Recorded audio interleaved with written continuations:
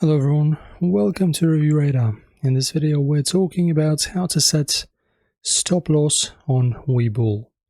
So if you're trading on Webull and want to minimize potential losses, setting a stop loss order is a great tool. So let's do a step-by-step guide on the desktop platform. So firstly, log in into your Webull account and open the app. Sign in with your credentials. Navigate to your portfolio and click Portfolio tab to view your current holdings. Select the stock you want to set a stop loss for. After that, choose the Sell option.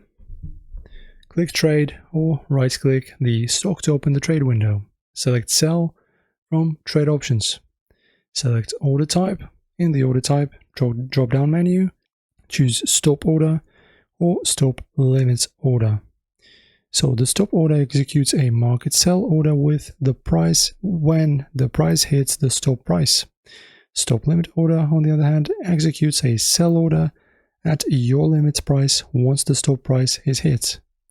Input the stop price, enter the price at which you want to stop the loss order to activate. And that's basically it. The other tips I can give you are: avoid setting the stop too close. Tight stops can trigger prematurely due to minor market fluctuations.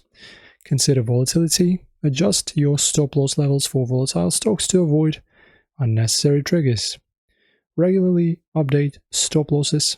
Reassess your stop loss levels as stock prices exchange. And by mastering stop loss orders, you can better manage risk and protect your investments effectively. Hopefully this guide helps you out. Give this video a thumbs up if this did help. Thanks for watching. See you next time.